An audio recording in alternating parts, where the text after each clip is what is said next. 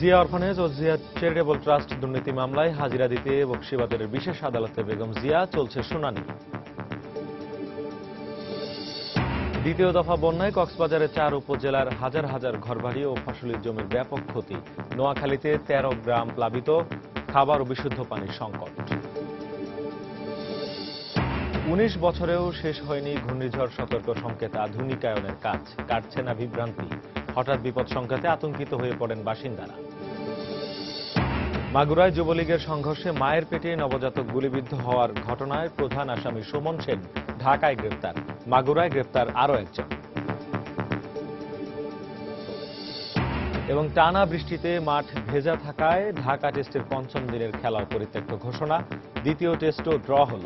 2 ম্যাচের টেস্ট সিরিজে পয়েন্ট ভাগাভাগি।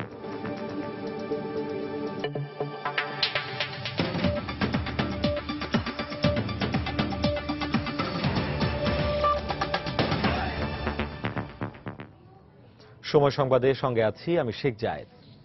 জিয়া অরফানেজ ও জিয়া চ্যারিটেবল ট্রাস্ট দুর্নীতি মামলায় হাজিরা দিতে আদালতে উপস্থিত হয়েছেন বিএনপি চেয়ারপারসন বেগম খালেদা জিয়া। এখন চলছে মামলার শুনানি। এর আগে সকাল 9:30টায় রাজধানীর বকশীবাজারের অস্থায়ী আদালতের উদ্দেশ্যে গুলশানের বাসা থেকে রওনা হন বেগম জিয়া। প্রায় 5.25 কোটি টাকা আত্মসাতের অভিযোগে দুর্নীতি দমন কমিশনের দায়ের করা ওই 2 মামলার বিচারিক কার্যক্রম দীর্ঘদিন ধরেই চলছে। এর আগে গত 23 জুলাই বেগম জিয়ার আইনজীবীর করা আবেদনের পরিপ্রেক্ষিতে আসামি পক্ষের জেরা ও সাক্ষ্য গ্রহণের এই দিন ধার্য করেন আদালত। এই 2 মামলার 68 কার্যদিবসের মধ্যে বিভিন্ন কারণে 58 কার্যদিবসই অনুপস্থিত থেকেছেন বেগম জিয়া।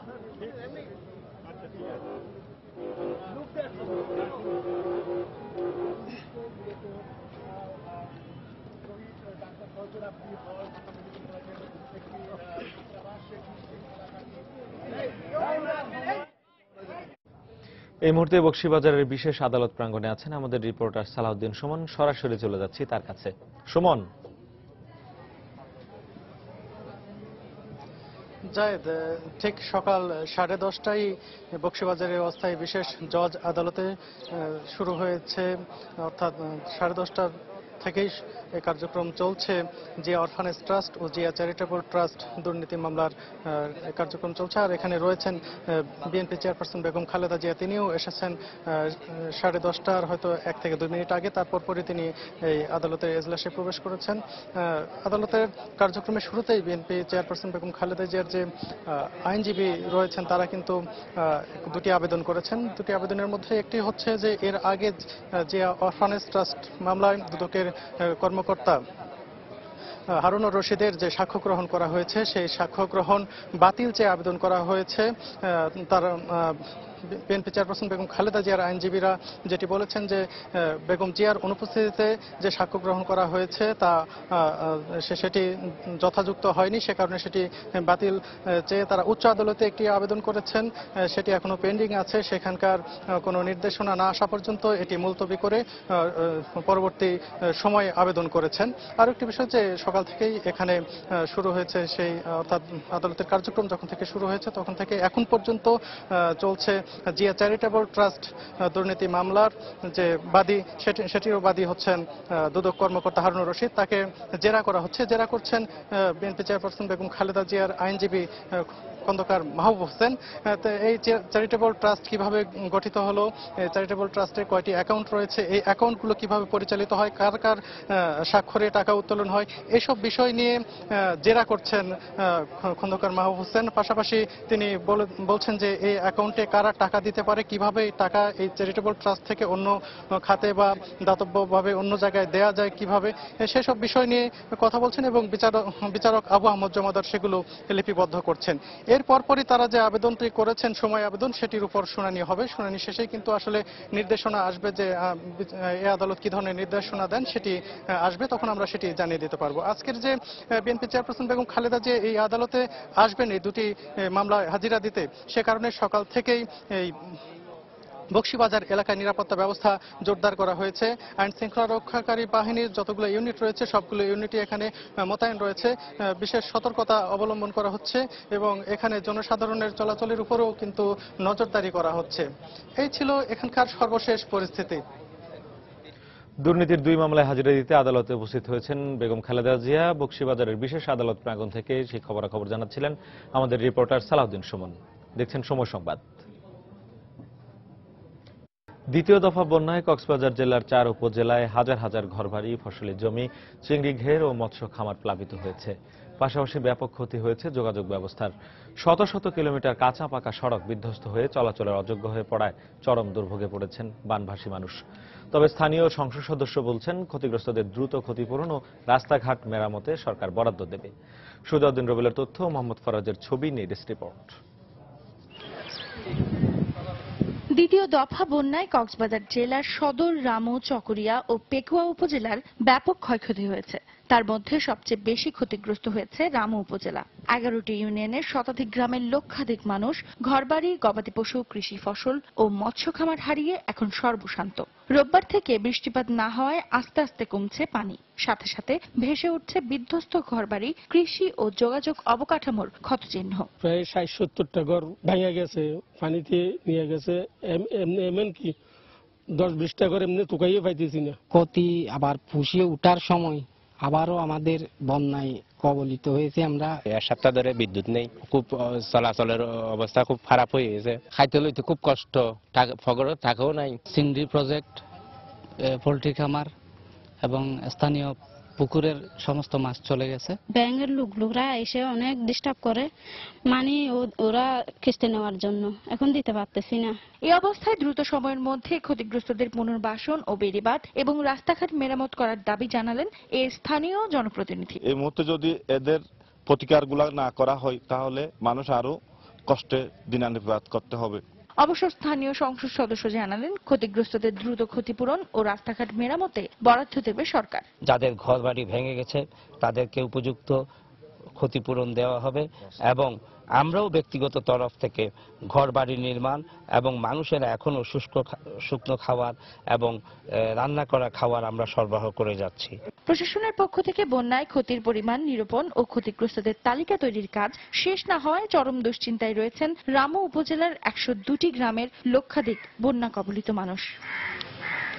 সময় সংবাদ, কক্সবাজার।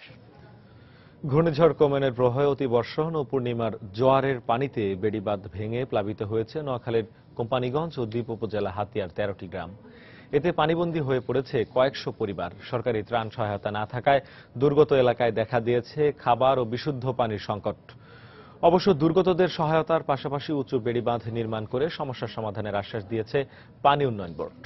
সাইফুল্লাহ কামরুলের পাঠানো তথ্য, মোহাম্মদ জামাল উদ্দিনের ছবি নিয়ে ডেস্ক রিপোর্ট। টানা বৃষ্টি এবং পূর্ণিমার জোয়ারে গত শুক্র ও শনিবার পানির নিচে তলিয়ে যায় নোয়াখালীর কোম্পানীগঞ্জের চর এলাহি ইউনিয়নের 4টি গ্রাম। কিন্তু ঘূর্ণিঝড় কোমেনের প্রভাবে ছোট ফেনী ও বামুনিয়া নদী উত্তাল থাকায় এখনও নামেনি পানি। জোয়ারের পানিতে নতুন করে প্লাবিত হয়েছে চর ফকিরা ইউনিয়নের গুচ্ছগ্রাম, জেলেপাড়া ও আদর্শ গ্রাম। এছাড়া বেড়িবাঁধ ভেঙে দ্বীপ উপজেলার হাতিয়ার বেশ কয়েকটি গ্রাম প্লাবিত হয়েছে। এতে 2 উপজেলার প্রায় 30,000 মানুষ পানিবন্দী হয়ে পড়েছে। ঘরে পানি উঠায় রান্নাবান্না করতে না পেরে অনাহারে দিন কাটাচ্ছেন অনেকে। এখনো ত্রাণ সহায়তা না পাওয়ায় এসব এলাকায় দেখা দিয়েছে চরম খাবার সংকট। সব কিছু আমাদের বাসায় লেগে গেছে, সব বিচ্ছু আসে আমাদের ঘরে, আমরা বাচ্চা কাচ্চা নিয়ে রাত্রের বেলা ঘরে থাকতে পারি না। বাড়ি ঘর, মোষ গরু, অসহায় নদী ভাঙা লোকগল সব রাস্তা কোন জায়গায় আছে কোন জায়গায় নো আছে এখনো কোনো বলা যায় না। রাস্তাঘাট, স্কুল, মাদ্রাসা সব পানির নিচে এখন। এই অবস্থায় বন্যা দুর্গত এলাকায় জরুরি ত্রাণ সহায়তা দেওয়ার দাবি জানিয়েছেন স্থানীয় জনপ্রতিনিধি। চিরা, গুড়, মুড়ি আছে, এগুলা দিয়ে আমি চালাইছি, কিন্তু আমাদের যে পরিমাণ লোকজন এই পরিমাণ আমাদের বাজারও নাই, আর আমরা অন্য দিক থেকেও কোনো সহায়তা পাই নাই। তবে দুর্গতদের সহায়তার পাশাপাশি সমস্যা সমাধানে কার্যকর পদক্ষেপ নেওয়ার আশ্বাস দিলেন পানি উন্নয়ন বোর্ডের কর্মকর্তা। প্রকৃতির যে বর্তমান অবস্থা এর সাথে সমন্বয় করে বেড়িবাঁধের উচ্চতা বৃদ্ধি করতে হবে এবং বামনিতে যে রেগুলেটরটি এখন অকার্যকর অবস্থায় রয়েছে সেখানে রেগুলেটর করতে হবে। আশা করা যাচ্ছে আগামী জানুয়ারিতে আমরা মাঠ পর্যায়ে কাজ শুরু করতে পারব। বেড়িবাঁধ সহ বিভিন্ন প্রকল্প বাস্তবায়নে 335 কোটি টাকা ব্যয়ের একটি ডিপিপি অনুমোদনের জন্য মন্ত্রণালয়ে পাঠিয়েছে পানি উন্নয়ন বোর্ড। সময় সংবাদ, নোয়াখালী। ছোট ফেনী নদীর ভাটিতে নোয়াখালীর মুসাপুরে অস্থায়ী বাঁধ অপসারণ না করায় নামছে না বানের পানি। এতে এখনও পানিতে তলিয়ে আছে ফেনী, নোয়াখালী ও কুমিল্লার 9টি উপজেলার 87টি ইউনিয়নের 5 শতাধিক গ্রাম। আর দুর্ভোগে পড়েছেন 7 লাখেরও বেশি মানুষ।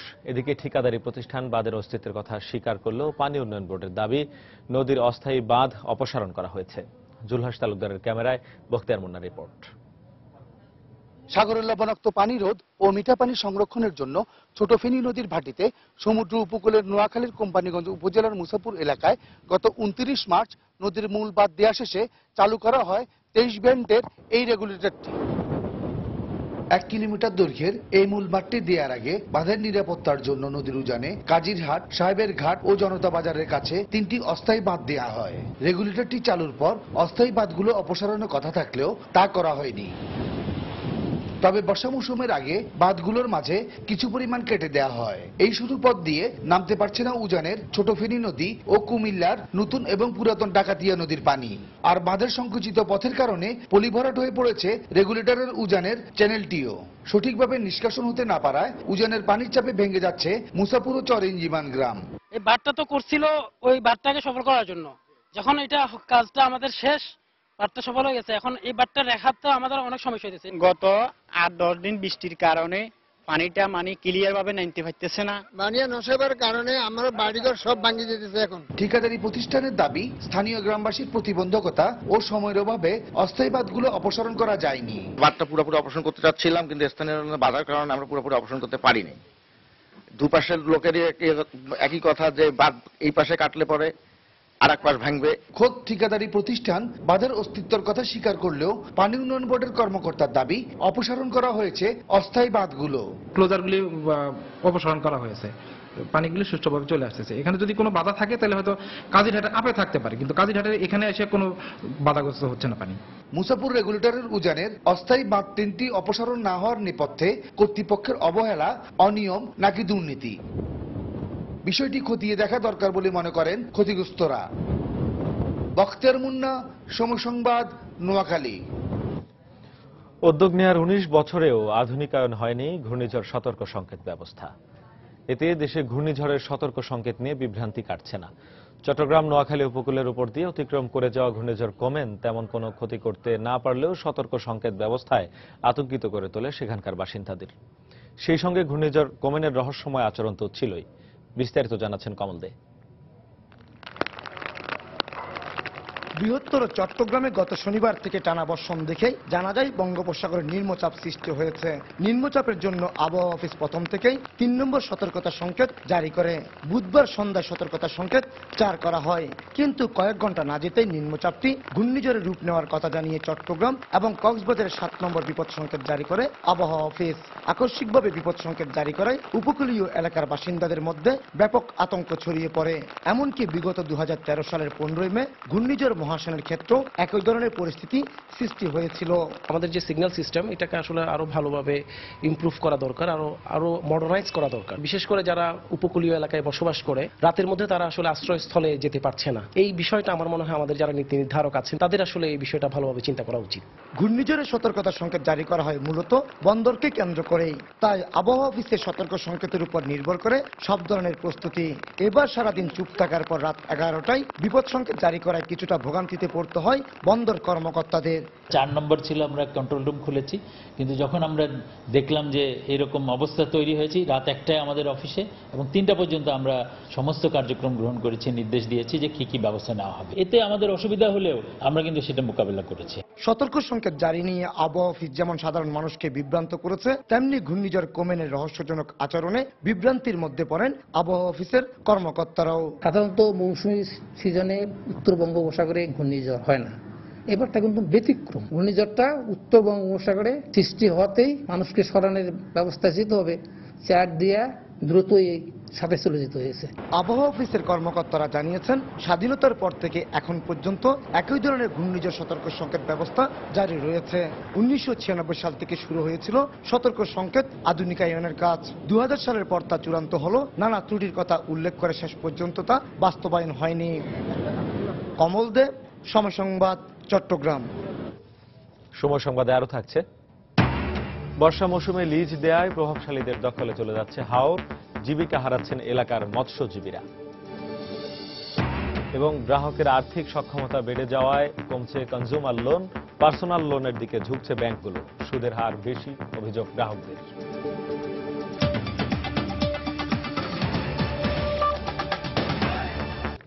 রাষ্ট্রপতির অবসর ভাতা, আনুতোষিক ও অন্যান্য সুবিধা আইন 2015-এর চূড়ান্ত অনুমোদন দিয়েছে মন্ত্রিসভা। প্রধানমন্ত্রী শেখ হাসিনার সভাপতিত্বে মন্ত্রিসভার নিয়মিত বৈঠকে এই অনুমোদন দেওয়া হয়। বৈঠকে অর্থমন্ত্রী আবুল মাল আব্দুল মুহিত, শিল্পমন্ত্রী আমির হোসেন আমু, বাণিজ্যমন্ত্রী তোফায়েল আহমেদ, কৃষিমন্ত্রী বেগম মতিয়া চৌধুরী সহ মন্ত্রিসভার সদস্যরা যোগ দেন। বৈঠকের শুরুতে ক্ষুধার বিরুদ্ধে সংগ্রামে অসামান্য অবদান রাখায় জাতিসংঘের খাদ্য কর্মসূচি FAO-এর পক্ষ থেকে বাংলাদেশকে দেয়া বিশেষ সম্মাননা পুরস্কার প্রধানমন্ত্রীর হাতে তুলে দেন খাদ্যমন্ত্রী অ্যাডভোকেট কামরুল ইসলাম। সভা শেষে মন্ত্রিপরিষদ সচিব মোশাররফ হোসেন ভূঁইয়া সাংবাদিকদের ব্রিফ করেন।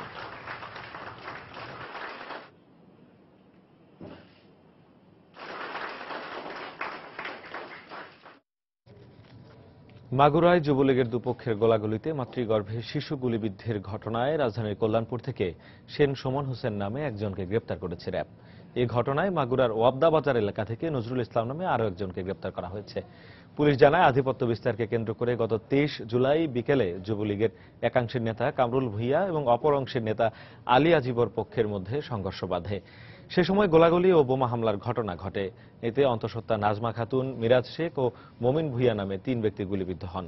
তাদের মাগুরা সদর হাসপাতালে ভর্তি করা হয়। এর মধ্যে মমিন ভূঁইয়া চিকিৎসাধীন অবস্থায় পরদিন মারা যান। এই ঘটনায় নাজমা বেগমকে ওই রাতেই অস্ত্রোপচারের পর গুলিবিদ্ধ অবস্থায় একটি কন্যা শিশুর জন্ম দেন।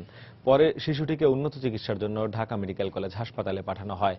এদিকে বন্দুকযুদ্ধে নিহত মমিন ভূঁইয়ার ছেলে রুবেল হোসেন বাদী হয়ে গত 26 জুলাই মাগুরা সদর থানার জেলা ছাত্রলীগের সহসভাপতি সেন সুমন হোসেন, আজিবর মোহাম্মদ আলী সহ 16 জনকে আসামি করে একটি মামলা দায়ের করেন। এর আগে 2 জন আসামিকে গ্রেফতার করা হয়েছে। আজকে ঢাকা থেকে খুলনাগামী ইগল পরিবহনে আমাদের গোপন সূত্রে 13 নম্বর এজাহারনামা আসামি মোহাম্মদ নজরুল ইসলাম, পিতা হোসেন আলী দেওয়ার পরকে আমরা আটক করতে সমর্থ হই। রাজধানীতে অল্প দিনের ব্যবধানে 2টি গণধর্ষণের ঘটনা ঘটেছে, যেখানে ধর্ষণের শিকার হয়েছেন 2 জন নারী বিক্রয়কর্মী। ঢাকা মহানগর দোকান মালিক সমিতি এসব ঘটনার তীব্র নিন্দা জানিয়ে কার্যকরী ব্যবস্থা নেওয়ার আশ্বাস দিয়েছে। এদিকে আইন ও সালিশ কেন্দ্র আশোক বলছে, নারীদের কর্মবিমুখ করতে একটি শ্রেণী উদ্দেশ্য প্রণোদিত হয়েই এসব ঘটনা ঘটাতে পারে। অন্যদিকে ঢাকা মেট্রোপলিটন পুলিশ বলছে, গণধর্ষণ প্রতিরোধে বাড়ানো হচ্ছে আইন শৃঙ্খলা রক্ষা বাহিনীর তৎপরতা। ফখরুল শাহিনের রিপোর্ট।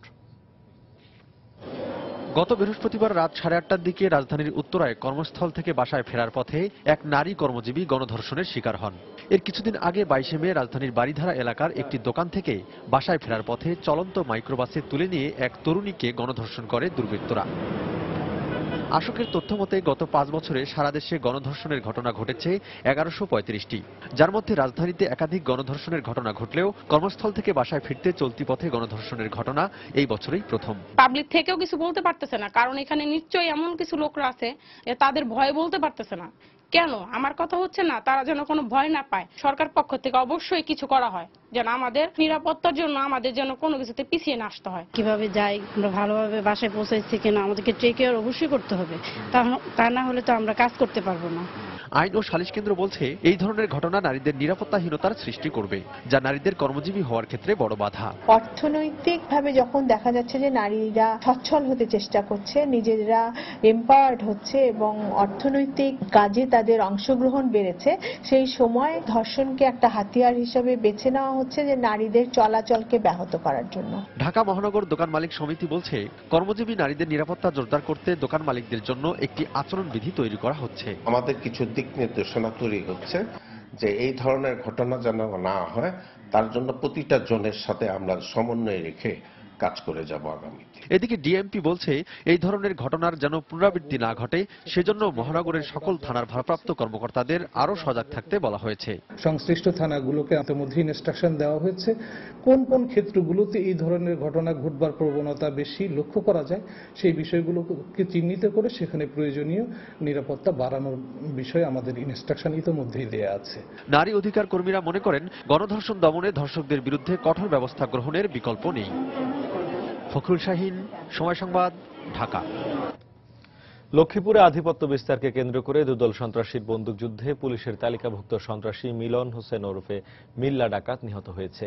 পুলিশ জানায়, আধিপত্য বিস্তার ও ডাকাতির মালামাল ভাগ বাটোয়ারাকে কেন্দ্র করে গতরাত 11টার দিকে সদর উপজেলার নয়ারহাট এলাকায় চিহ্নিত সন্ত্রাসী সোলাইমান ও দিদার বাহিনীর মধ্যে বন্দুকযুদ্ধ হয়। এতে তালিকাভুক্ত সন্ত্রাসী মিলন হোসেন ওরফে মিল্লা গুলিবিদ্ধ হয়। খবর পেয়ে ঘটনাস্থলে গিয়ে পরিস্থিতি নিয়ন্ত্রণে আনে পুলিশ। গুরুতর অবস্থায় মিল্লাকে উদ্ধার করে লক্ষ্মীপুর সদর হাসপাতালে নিয়ে গেলে কর্তব্যরত চিকিৎসক তাকে মৃত ঘোষণা করেন। দিদার এবং সোলাইমান বাহিনীর সদস্যদের মধ্যে ডাকাতের মালামাল বাগবাটোয়ারাকে কেন্দ্র করে গুলি বিনিময় হইতেছে। তাৎক্ষণিক আমরা ওখানে পৌঁছি, যাওয়ার পরে দেখি যে মিলা তার দেওটা পরে আছে। তাৎক্ষণিক ওই যে স্থানীয় লোকজন তাকে শনাক্ত করে পরবর্তীতে তার দ্রুত চিকিৎসার জন্য লক্ষ্মীপুর সদর হাসপাতালে নিয়ে আসলে কর্তব্যরত ডাক্তার তাকে মৃত ঘোষণা করে। রাজধানীর মিরপুরে গুলিতে শীর্ষ সন্ত্রাসী সালাম নিহত হয়েছে। পুলিশ বলছে বন্দুকযুদ্ধ। কাফরুল থানা পুলিশ জানায়, গতরাত 10টার দিকে পুলিশের একটি দল অভিযান চালায়। এ সময় পুলিশকে লক্ষ্য করে কে বা কারা গুলি ছুড়লে পুলিশও পাল্টা গুলি ছড়ে। এক পর্যায়ে ঘটনাস্থলে সালামের মরদেহ পড়ে থাকতে দেখা যায়। পরে তার মরদেহ ঢাকা মেডিকেলের মর্গে পাঠায় পুলিশ। সালামের বিরুদ্ধে ভাসানটে, কাফরুল, মিরপুর ও পল্লবী থানায় 26টি মামলা রয়েছে বলে জানিয়েছে পুলিশ।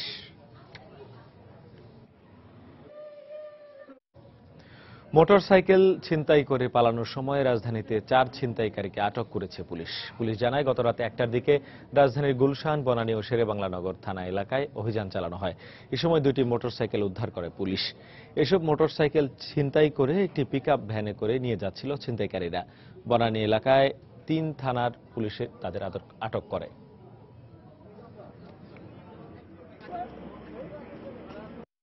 আব্বাস নামে একজন কনস্টেবল যখন রাস্তার পাশে দাঁড়িয়ে ব্যারিকেড দিতে চাচ্ছিল, তখন এই পিকআপটি তার গায়ের উপরে উঠিয়ে দেয় এবং সে খুব সিরিয়াসলি ইনজুর্ড। এরপরে এরা যখন আবার এয়ারপোর্ট রোড দিয়ে যেতে থাকে, তখন ডলফিনের সামনে অর্থাৎ নেভির উল্টা পাশে আরেকটি টিম তাদেরকে আটকানোর চেষ্টা করলে পিকআপটি রাস্তায় উল্টে যায় এবং দুষ্কৃতকারীরা পালানোর সময় তাদেরকে ধরা হয়। ধরার পরে তাদের মধ্যে একজন আহত হয়। আহত যে তাকে হসপিটালে নেওয়া হয়েছে, বাকিরা আছে। এদের কাছে জিজ্ঞাসাবাদ করে মোটরসাইকেলগুলি উদ্ধার করা হবে। মানিকগঞ্জে 7 বছরের শিশু ধর্ষণ এবং হত্যা মামলায় রিভিউর আবেদনে মৃত্যুদণ্ড থেকে সাজা কমিয়ে আসামি শুকুর আলীকে যাবজ্জীবন কারাদণ্ড দিয়েছেন আপিল বিভাগ। সকালে প্রধান বিচারপতি এস কে সিনহার নেতৃত্বে আপিল বিভাগ 14 বছর আগে দেয়া এই রায় পুনর্বিবেচনার আবেদন নিষ্পত্তি করে সাজা কমিয়ে এই রায় দেন। 2001 সালের জুলাই মাসে আসামি শুকুর আলীকে মানিকগঞ্জের নারী ও শিশু নির্যাতন বিশেষ ট্রাইব্যুনাল ধর্ষণের সর্বোচ্চ সাজা মৃত্যুদণ্ড দেন। এই রায়ের বিরুদ্ধে হাইকোর্টে আপিল করলে কোর্ট তা খারিজ করে দিয়ে রায় বহাল রাখেন। পরে 2005 সালে আসামিপক্ষ আপিল বিভাগে রিভিউ আবেদন করলে আপিল বিভাগও তা খারিজ করে দেন। গত 5 মে একটি আইনজীবী সংগঠন ব্লাস্ট আপিল বিভাগের এই রায়ের বিরুদ্ধে রিভিউ পিটিশন দায়ের করলে ঘটনার প্রায় 19 বছর পর রিভিউ পিটিশনের এই রায়ে শাস্তি কমিয়ে যাবজ্জীবন দেয়া হয়, যা দেশের ইতিহাসে রিভিউ আবেদনের সাজা কমার প্রথম ঘটনা। রাজধানীর জুরাইনে গ্যাস লাইন বিস্ফোরণে একই পরিবারের 3 জন দগ্ধ হয়েছেন। এর মধ্যে একজনের অবস্থা আশঙ্কাজনক বলে জানিয়েছেন চিকিৎসক। স্বজনরা জানায়, গতরাত 3টার দিকে রিকশাচালক খোরশেদ আলমের সিগারেটের আগুন ঘরে ত্রুটিপূর্ণ গ্যাস লাইনের সংস্পর্শে এসে বিস্ফোরণ ঘটে। এতে খোরশেদ আলমের পুরো মুখমণ্ডল ও শরীর ও তার স্ত্রী জহুরা খাতুনের 2 হাত পা ও 3 বছরের শিশু রিফাতের ডান হাত ও মুখমণ্ডলের কিছু অংশ পুড়ে যায়। ঘটনার পরপরই তাদের ঢাকা মেডিকেল কলেজ হাসপাতালের বার্ন ইউনিটে ভর্তি করা হয়েছে। এর মধ্যে শরীরের 28% পুড়ে যাওয়া গৃহকর্তা খোরশেদ আলমের অবস্থা আশঙ্কাজনক বলে জানিয়েছেন চিকিৎসকরা। ঘুমুত্তির জায়গা উঠছিল, ওর বাপে কত ধূমপান করার জন্য মেসের কাঠি জ্বালাছিল।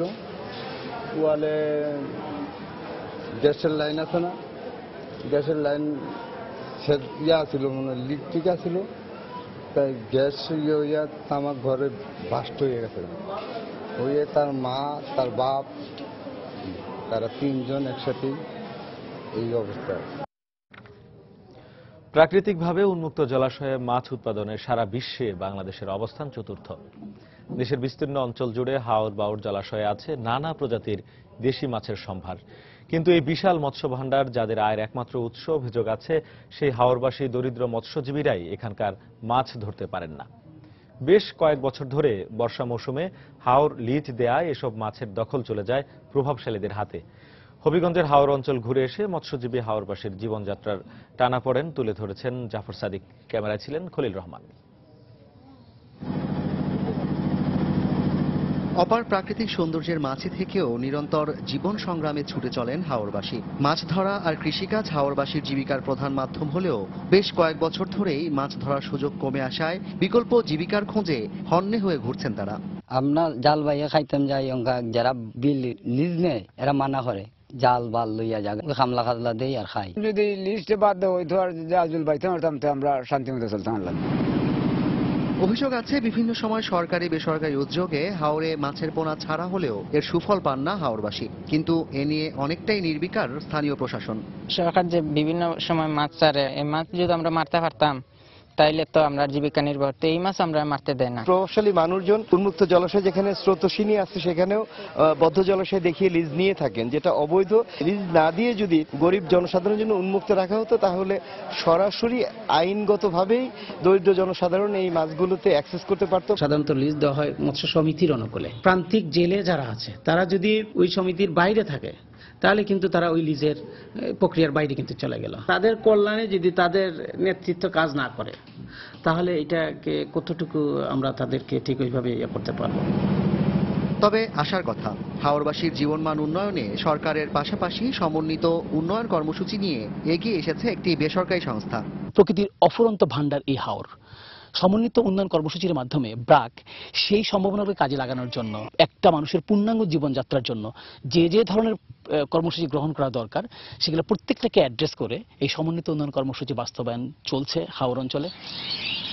বিস্তীর্ণ এই ফসলি জমি আর কিছুদিন পর তলিয়ে যাবে অথই পানিতে। এ সময় উন্মুক্ত এই জলাশয় চলে যাবে প্রভাবশালীদের দখলে। তাই হাওরবাসীর জীবনমান উন্নয়নে জাল যার জলাতার এই নীতি বাস্তবায়নের পাশাপাশি বিকল্প কর্মসংস্থান তৈরি জরুরি বলে মনে করছেন এই অঞ্চলের বাসিন্দারা। হবিগঞ্জের বানিয়াচং হাওর এলাকা থেকে জাফর সাদিক, সময় সংবাদ। গ্রাহকের আর্থিক সক্ষমতা বৃদ্ধি এবং চাহিদার ধরন বদলে যাওয়ায় কমে এসেছে কনজিউমার লোনের পরিমাণ। এই ঋণ লেনদেনে জটিলতার কারণে ব্যাংকগুলো এখন পার্সোনাল লোন কিংবা এনি পারপাস লোনেই গ্রাহকদের বেশি উৎসাহিত করে। গত কয়েক বছরে এই ধরনের ঋণ থেকে ব্যাংকের আয়ও বেড়েছে। তবে গ্রাহকদের অভিযোগ, পার্সোনাল লোনে সুদের হার অনেক বেশি। বিস্তারিত মুস্তফা মাহবুবের রিপোর্টে।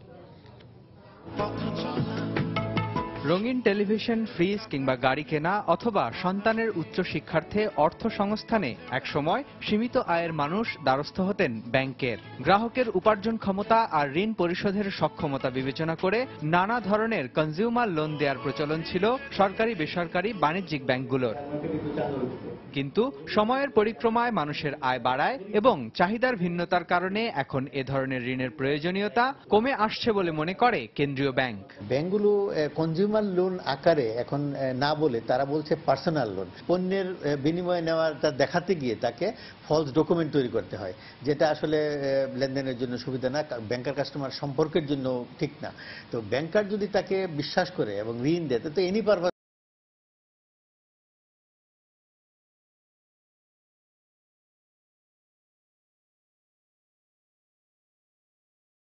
এখনো অনেকেই প্রয়োজন থাকলেও ব্যাংকের দ্বারস্থ হতে উৎসাহ বোধ করেন না। আমি একটা 10 লাখ টাকার দরকার পড়লো অথবা মেবি 5 লাখ টাকার দরকার পড়লো, লোন নিলাম, নিয়ে এই টাকাটা আমি বিজনেস পারপাস অথবা আদার্স অন্য কোনো পারপাসে আমি এটা কাজে লাগাইতে পারি। আমি যদি 3-4 লাখ টাকা লোন নেই, 5-6 মাস পরে টাকাটা পুরোটাই শোধ করলাম, কিন্তু তারপরেও দেখা যাচ্ছে এখানে প্রায় 50-60 হাজার টাকা আমাকে ইন্টারেস্ট দিতে হচ্ছে। ব্যাংকাররা বলছেন টাকা ব্যয়ের ক্ষেত্রে বাধ্যবাধকতা না থাকায় এনি পারপাস লোন দিন দিন জনপ্রিয় হয়ে উঠছে। ব্যাংকগুলোর আয়ের বড় অংশ আসে এ ধরনের ক্ষুদ্র ঋণ এবং সার্ভিস চার্জ থেকে। ব্যাংকগুলো যেটা করেছে সেটা হচ্ছে যে একদম স্পেসিফিক পারপাসে না থেকে একটু ওপেন হয়েছে, যে আপনার যদি কোনো একটা পারপাস থাকে সেই টাকাটা ভেন্ডরকে না দিয়ে আপনাকেই দিচ্ছে। শুরুতে যখন ছিল তখন এই লোনটা 3 লাখ টাকা পর্যন্ত দেওয়া যেত, এখন যেটা 10 লাখ টাকা পর্যন্ত দেওয়া যাচ্ছে। সো অটোমেটিক্যালি আসলে বোঝা যায় যে ভলিউমটা অনেক বেড়েছে। এ ধরনের ঋণের ক্ষেত্রে ব্যাংকের ঝুঁকি বেশি থাকায় সুদের হারও অন্যান্য ঋণের তুলনায় বেশি বলে জানালেন ব্যাংক কর্মকর্তারা। আপনি যত জনের মধ্যে ছড়িয়ে দিবেন তত কিন্তু সম্ভাবনাটা কমে আসে। মুস্তফা মাহবুব, সময় সংবাদ, ঢাকা। ময়মনসিংহের ফুলবাড়িয়া উপজেলার সন্তোষপুর গ্রামের 30 থেকে 70 বছর বয়সের বেশিরভাগ ব্যক্তির বিরুদ্ধে রয়েছে বনের গাছ চুরি ও বন ধ্বংসের অভিযোগে এক বা একাধিক মামলা। যে কারণে এই গ্রামটি পরিচিতি পেয়েছে মামলার গ্রাম নামে। তবে অনেক নিরীহ মানুষও মামলায় জড়িয়ে হয়রানির শিকার হচ্ছেন বলে অভিযোগ রয়েছে। তাই নিরীহ মানুষদের আইনি সহায়তার মাধ্যমে মামলা থেকে মুক্ত করতে উদ্যোগ নিয়েছে উপজেলা কমিউনিটি পুলিশিং কমিটি। হোসেন আলীর তোলা ছবি নিয়ে হারুন রশিদের রিপোর্ট। ময়মনসিংহের ফুলবাড়িয়া উপজেলার নাওগাঁও ইউনিয়নে রয়েছে বন বিভাগের বিশাল বনাঞ্চল। ৯০-এর দশকের প্রথম দিকে স্থানীয়রা নির্বিচারে গাছ কেটে নেওয়া শুরু করলে উজাড় হতে থাকে বনাঞ্চল। গাছ চুরি ঠেকাতে বন বিভাগ দায়ের করে অসংখ্য মামলার বেশিরভাগ আসামি বন লাগোয়া সন্তোষপুর গ্রামের। এই গ্রামের প্রায় প্রতিটি পরিবারেই এক বা একাধিক আসামি রয়েছে বন মামলার। তবে অনেক নিরীহ মানুষও মামলার আসামি হয়ে দিনের পর দিন হয়রানির শিকার হচ্ছেন বলে অভিযোগ স্থানীয়দের। আমি যাই নাই না যাওয়াতে কিছুদিন পরে মামলা বেরিয়েছে। 18-19টা মামলা করছিল, তাতে 10-12টা আছে, হারতে পারতাছি না। অনেকদিন ধরে মনে করেন যে আসলে একরকম কামাই রোজগারি বন্ধ হয়ে গেছে। কাম কাজ ঠিক মতন করা হয় না, 8 বাজারে যা হয় না ওটা হয় না, মামলার জ্বালায়। বন বিভাগের কর্মকর্তারা বলছেন, বন থেকে চুরি করে গাছ কেটে নেওয়া এবং বন ধ্বংসের সাথে জড়িতদের বিরুদ্ধেই শুধু মামলা হয়েছে। এখন লোকজনই স্বচ্ছারা তারাই বনটা রক্ষা করতেছে, তারাই দেখাশোনা করতেছে, কাজের এখন তেমন মামলা দেওয়ার কোনো প্রয়োজন হচ্ছে না। এদিকে বন বিভাগের মামলাগুলো দ্রুত নিষ্পত্তি করে এলাকায় স্থিতিশীলতা ফিরিয়ে আনার দাবি জানিয়েছেন স্থানীয় জনপ্রতিনিধি। আর পুলিশ বলছে ওই এলাকার ওয়ারেন্টভুক্ত আসামিদের গ্রেপ্তারে অভিযান চলছে। মামলাগুলো প্রত্যাহার করে তাহলে বন আর কাটবে না মানুষ, হ্যাঁ, দেশের জন্য ভালো হবে, এলাকার সাধারণ মানুষগুলো বাঁচবে। আমরা প্রতিনিয়তই অভিযান চালাচ্ছি, আসামি গ্রেপ্তার করতেছি এবং যারা আসামি পলাতক তাদেরকে আদালতে আত্মসমর্পণের আহ্বান জানাচ্ছি। তবে বন মামলার আসামি নিরীহ মানুষদের আইনি সহায়তার মাধ্যমে মামলা থেকে মুক্ত করে আনার উদ্যোগ নিয়েছে উপজেলা কমিউনিটি পুলিশিং কমিটি। যারা আইনজীবী আছেন কোর্টে, তাদের সাথে কথা হয়েছে যে তারা বিনা পারিশ্রমিকে এই সাধারণ মানুষকে সহযোগিতা করার জন্য কোর্টে তারা তাদের পক্ষে লড়াই করবেন, তারা যাতে স্বাভাবিক জীবনযাত্রায় ফিরে আসতে পারে। আমরা সেই ব্যাপারে একটা ভূমিকা রাখছি। বন বিভাগ জানায়, সন্তোষপুর বনবিটের আওতায় বর্তমানে প্রায় 600 মামলায় 3000-এরও বেশি আসামি রয়েছে, যার প্রায় 90% সন্তোষপুর গ্রামের বাসিন্দা। হারুনুর রশিদ, সময় সংবাদ, ময়মনসিংহ। এবার দেশের বাইরের খবর। তুরস্কের পূর্বাঞ্চলে একটি সেনা ক্যাম্পে কুর্দি বিদ্রোহীদের আত্মঘাতী বোমা হামলায় নিহত হয়েছেন 2 সেনা সদস্য। এতে আহত হয়েছেন আরও অন্তত 31 জন। রোববার দেশটির সেনাবাহিনীর পক্ষ থেকে প্রকাশিত এক বিবৃতিতে বিষয়টি নিশ্চিত করা হয়। রয়টার্স জানায়, আগ্রি প্রদেশের দোগোবায়াজিদ শহরে ইরান সীমান্তে 2 টন ওজনের বিস্ফোরক ভর্তি একটি ট্রাক্টরের মাধ্যমে এই হামলা চালানো হয়। এতে ঘটনাস্থলেই নিহত হন 2 সেনা সদস্য। আহত 31 জনকে স্থানীয় একটি হাসপাতালে ভর্তি করা হয়েছে। এদের মধ্যে 4 জনের অবস্থা আশঙ্কাজনক বলে জানায় কর্তৃপক্ষ। এদিকে অপর এক ঘটনায় দেশটির দক্ষিণ পূর্বাঞ্চলীয় মারদিন প্রদেশে কুর্দি বিদ্রোহীদের স্থলমাইন হামলায় নিহত হয়েছেন 1 সেনা সদস্য। এছাড়াও এই ঘটনায় আরও কমপক্ষে 8 সেনা সদস্য আহত হয়েছেন বলে জানায় রয়টার্স। আফ্রিকা থেকে অবৈধভাবে ইউরোপ যাওয়ার পথে ভূমধ্যসাগর থেকে উদ্ধারকৃত 361 অভিবাসীকে রোববার ইতালির সিসিলি বন্দরে নেওয়া হয়েছে। এদের মধ্যে 60 জন নারী এবং 15টি শিশু রয়েছে বলে জানা গেছে। ইতালির কোস্টগার্ড জানায়, সপ্তাহব্যাপী অভিযানে ভূমধ্যসাগর থেকে 60টি নৌকা সহ উদ্ধার করা হয় প্রায় 1800 অভিবাসীকে। এছাড়া 5টি মৃতদেহ উদ্ধার করা হয়েছে। নিহতদের মধ্যে 4 জন নাইজেরীয় এবং 1 জন ঘানার নাগরিক বলে জানা গেছে। সোমবার আরও অন্তত 212 জন অভিবাসীর ইতালি পৌঁছানোর কথা রয়েছে। জাতিসংঘের হিসেব অনুযায়ী গত বছর অবৈধভাবে আফ্রিকা থেকে ইউরোপ যাওয়ার পথে সমুদ্রে প্রাণ হারান প্রায় 3500 অভিবাসী। এছাড়াও এবছর এখন পর্যন্ত মৃতের সংখ্যা প্রায় 2000 বলেও জানায় তারা। প্রবল বাতাসের কারণে অস্ট্রেলিয়ার ব্লু মাউন্টেনের জঙ্গলে প্রচণ্ড দাবদাহে সৃষ্ট আগুন টানা দ্বিতীয় দিনের মতো অব্যাহত রয়েছে। আগুন নিয়ন্ত্রণে আনতে প্রায় কয়েকশো দমকল কর্মী চেষ্টা চালাচ্ছেন। এছাড়াও হেলিকপ্টারের মাধ্যমে পানি ছিটিয়ে আগুন নেভানোর চেষ্টা করা হচ্ছে।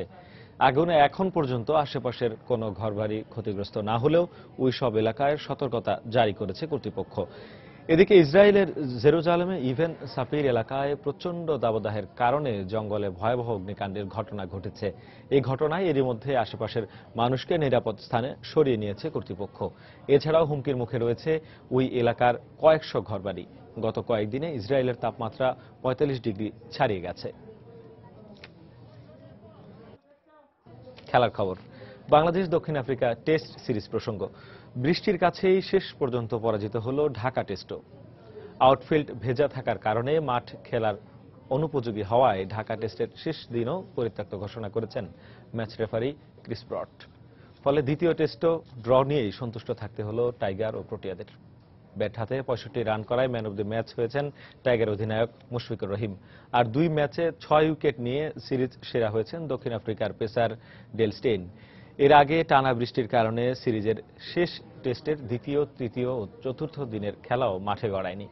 বৃষ্টি না হওয়ায় খেলা হয়েছিল শুধুমাত্র প্রথম দিন, যেখানে মুশফিকের ব্যাটিং দৃঢ়তায় টাইগাররা 8 উইকেটে সংগ্রহ করে 246 রান। 13 রানে অপরাজিত থাকা নাসির হোসেনের নতুন ব্যাটসম্যানের সঙ্গে পঞ্চম দিনের খেলা শুরু করার কথা ছিল। মূলত ঘূর্ণিঝড় কোমেনের প্রভাবে শুক্রবার সকাল থেকেই দেশজুড়ে টানা বৃষ্টি হচ্ছিল, যে কারণে পুরো 3 দিন মিরপুর স্টেডিয়ামের মাঠ ও উইকেট পুরোটাই কাভার দিয়ে ঢেকে রাখা হয়েছিল। আর শেষ দিন বৃষ্টি না থাকলেও আউটফিল্ডে পানি জমে থাকায় খেলা শুরু হওয়ার আগেই আজ সকালে দিনটি পরিত্যক্ত ঘোষণা করে ম্যাচ রেফারি। ফলে ড্র নিয়েই মাঠ ছাড়ে বাংলাদেশ ও দক্ষিণ আফ্রিকা। চট্টগ্রামে সিরিজের প্রথম টেস্টে শেষের 2 দিন টানা বৃষ্টির কারণে খেলা না হওয়ায় সেই ম্যাচটিও ড্র হয়েছিল। ফলে দক্ষিণ আফ্রিকার বিপক্ষে প্রথমবারের মতো টেস্টে সিরিজ ড্রয়ের স্বাদ পায় টাইগাররা। এদিকে সিরিজ ড্র হলেও টেস্ট র্যাঙ্কিংয়ে শীর্ষ দলের বিপক্ষে দাপটের সঙ্গে খেলতে পারায় টাইগার সদস্যরা বেশ উজ্জীবিত বলে জানিয়েছেন অধিনায়ক মুশফিকুর রহিম, যা অস্ট্রেলিয়ার বিপক্ষে হোম সিরিজে ভালো করতে অনুপ্রেরণা হিসেবে কাজ করবে বলেও জানান তিনি। অন্যদিকে বৃষ্টির কারণে সিরিজ ড্র হওয়ায় কিছুটা হতাশা প্রকাশ করেছেন প্রোটিয়া অধিনায়ক হাশিম আমলা। এখন সব ভুলে তারা শুধু পরবর্তী নিউজিল্যান্ড সিরিজ নিয়েই ভাবতে চান বলে জানান প্রোটিয়া অধিনায়ক। আমরা পুরো সিরিজে টেস্ট র্যাঙ্কিং এ 1 নম্বর দলের বিপক্ষে লড়াই করেছি। তাছাড়া ওরা আমাদের বিপক্ষে মাঠে স্বস্তিতেও ছিল না, যা দলের সবাইকে উজ্জীবিত করেছে। এই বিষয়টি অস্ট্রেলিয়ার বিপক্ষে ভালো করতে আমাদের আত্মবিশ্বাস আরো বাড়িয়ে দেবে। এখন কিছুদিন পরিবারের সাথে ভালো সময় কাটিয়ে অস্ট্রেলিয়া সিরিজের আগেই পুরোদমে মাঠে ফিরতে চাই।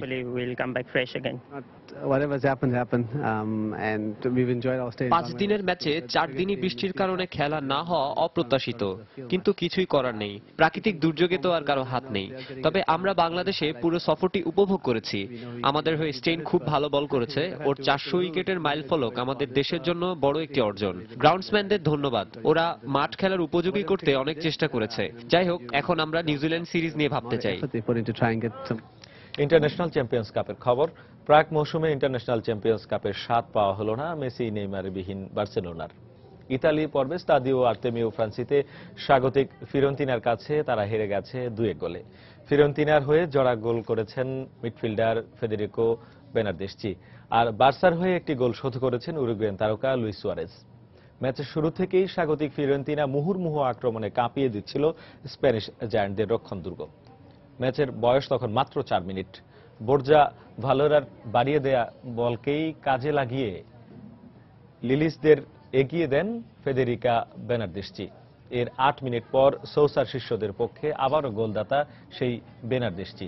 ম্যাচের 17 মিনিটে ক্রোয়েশিয়ান রিক্রুট ইভান ব্র্যাকটিচের বাড়ানো বলে গোল করে বার্সার পক্ষে ব্যবধান কমান উরুগুয়ান তারকা সুয়ারেজ। দ্বিতীয়ার্ধে দুদলই পাল্টা আক্রমণ করলেও গোল খুঁজে পায়নি কেউই। শেষ পর্যন্ত হার নিয়ে মাঠ ছাড়ে কাতালানরা।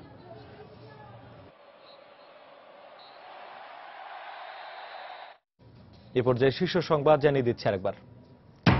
জিয়া অরফানেজ ও জিয়া চ্যারিটেবল ট্রাস্ট দুর্নীতি মামলায় হাজিরা দিতে বকশীবাজারের বিশেষ আদালতে বেগম জিয়া চলছে শুনানি। দ্বিতীয় দফা বন্যায় কক্সবাজারের 4 উপজেলার হাজার হাজার ঘরবাড়ি ও ফসলের জমি ব্যাপক ক্ষতি। নোয়াখালীতে 13 গ্রাম প্লাবিত, খাবার ও বিশুদ্ধ পানির সংকট। 19 বছরেও শেষ হয়নি ঘূর্ণিঝড় সতর্ক সংকেত আধুনিকায়নের কাজ, কাটছে না বিভ্রান্তি। হঠাৎ বিপদ সংকেতে আতঙ্কিত হয়ে পড়েন বাসিন্দারা। মাগুরায় যুবলীগের সংঘর্ষে মায়ের পেটে নবজাতক গুলিবিদ্ধ হওয়ার ঘটনায় প্রধান আসামি সুমন সেন ঢাকায় গ্রেপ্তার। মাগুরায় গ্রেপ্তার আরও একজন। এবং টানা বৃষ্টিতে মাঠ ভেজা থাকায় ঢাকা টেস্টের 5ম দিনের খেলাও পরিত্যক্ত ঘোষণা। দ্বিতীয় টেস্টও ড্র হল। 2 ম্যাচের টেস্ট সিরিজে পয়েন্ট ভাগাভাগি। এই ছিল এখনকার মতো। যে কোনো খবর পেতে ভিজিট করুন সময়নিউজ.tv। যে কোনো বাংলা লিংক, রবি ও সিটি সেল নম্বর থেকে সময় সংবাদের খবর, অনুষ্ঠান সম্পর্কে জানতে এবং যে কোনো তথ্য সময় সংবাদকে জানাতে ডায়াল করুন 16242 নম্বরে। এছাড়া এই মাত্র পাওয়া খবর মোবাইলে পেতে SMS করুন *SN লিখে পাঠিয়ে দিন 16242 নম্বরে। সঙ্গে থাকুন সময়।